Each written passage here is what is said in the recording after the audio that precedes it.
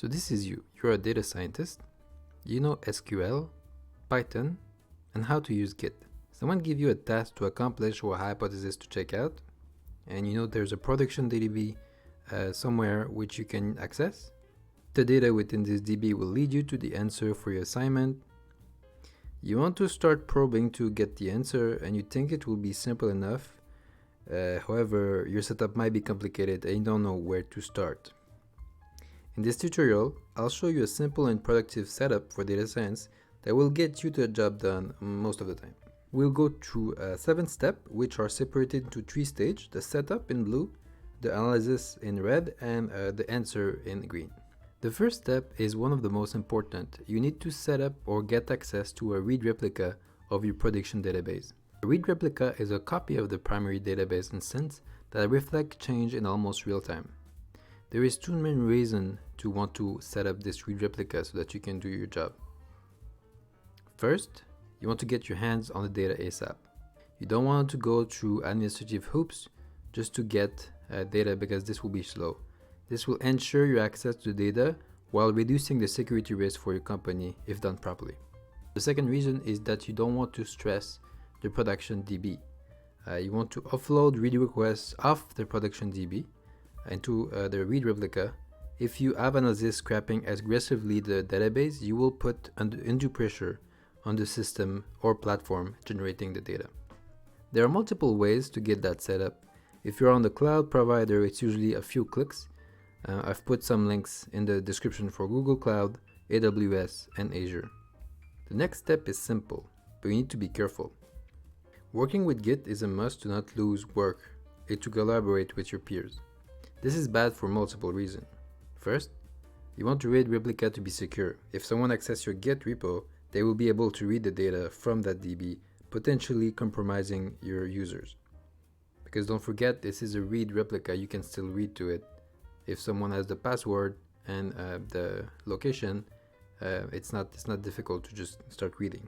The second reason is that removing a file once committed to a Git repository is error prone, and I've seen instances of people thinking they removed it, but they didn't, so it stayed in the history and it was there.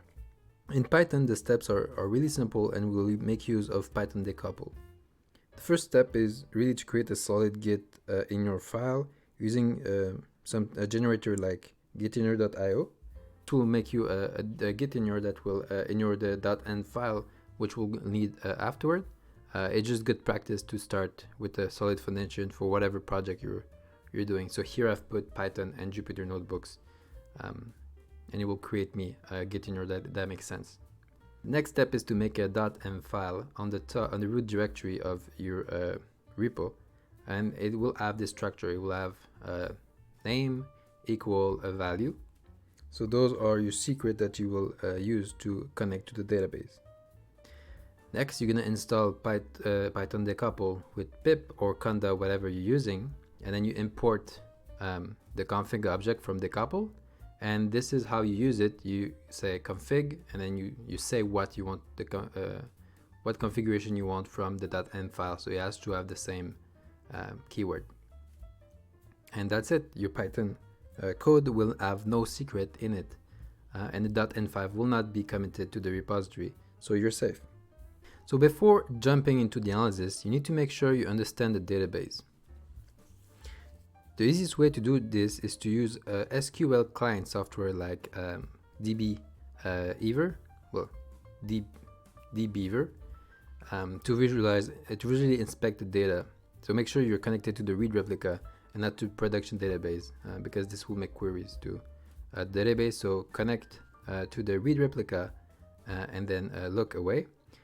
Immerse yourself into the database for a while. Try to understand the layout and what table contains useful information for you. Take note of what you understand, and more importantly, what you don't understand. Having the client open as you will do the rest of the analysis is also a good idea.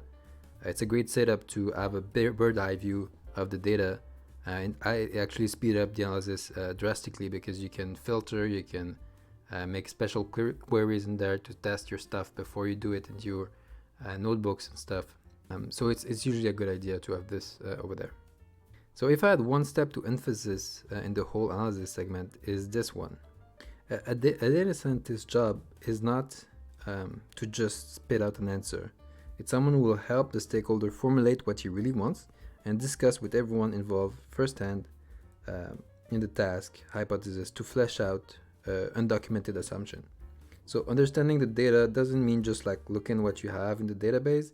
It's understanding why it's collected, why it's set up in a certain way, when it's collected, and the relationship between the data and the hypothesis to investigate. So you have to ask a lot of questions as to the stakeholders, the people collecting the label, the processing of the data, the team responsible for the database, the engineer who designed the system, the domain expert, if you have some, anyone that you think will be worthwhile to the hypothesis. So asking a lot of questions throughout the analysis is an integral part of the work of a data scientist. So at some point you will have enough info to know you will need to do some analysis. The worst thing you can do is try to overcomplicate it yourself and over-engineer the analysis from the start. So here is a setup that can get results fast and allow you to identify the better analysis. So first thing I would say is start with a Jupyter notebook or Google Colab or whatever you're using. Don't try to spread your analysis on multiple files from the start. So just let it out all into one thing, and after that you're going to worry about refactoring. Then connect to the database using PsycopG2. This is a good, simple library. So here, if you look, I'm decoupling my environment file, which you don't see, which has those secrets into those variables. And then I'm passing this into this parameter dictionary, which will then use to connect to my database. And I connect with this function that I created to get to PsycopG2 over here. And once connected, I can make my queries over here. So the third step is to make simple SQL query using pandas. You can do more complicated stuff with other things, but I like to have the simplest library possible, the most vanilla one. So pandas, NumPy, PsycopG2, and Matplotlib. Those are my go-to. So you make queries with pandas, and the queries look something like this. I did something fancy over here, just to have the columns that I'm renaming. But I always try to have my SQL queries being lightweight, and after that, after my analysis, once I get the data, this is where I'm going to play around with it using NumPy, Matplotlib, or Panda. If I have to make some complicated processing of the data, I prefer to do it afterward with pandas than inside the SQL query. So that's it. Then you iterate. At some point, you will need to periodically refactor your code to make it cleaner. But other than that, using one notebook with these tools will allow you to get the jump done fast. You can use something more fancy over here like Seaborn, Plotly, whatever. But just start with the basics, and then once you get some result, then you can start refactoring your code. So one important thing you need to keep in mind when doing data science is that the uncertainty is really high compared to other software engineering stuff. Don't expect to just dive into analysis and come out with an answer after 3 months. That's not usually how it goes.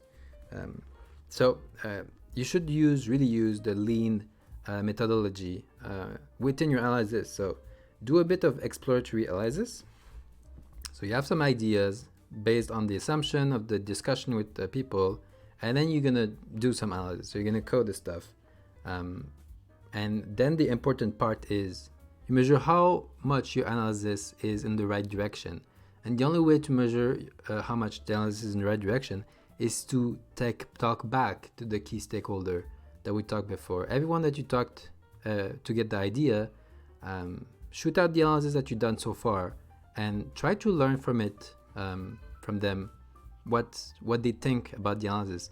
Most often they will say something like, oh, this is great, I didn't know about this, but this is wrong, and actually I forgot to tell you, but this assumption also apply. And someone will jump in and say, hey, by the way, we're doing this not because of that, but because this other thing.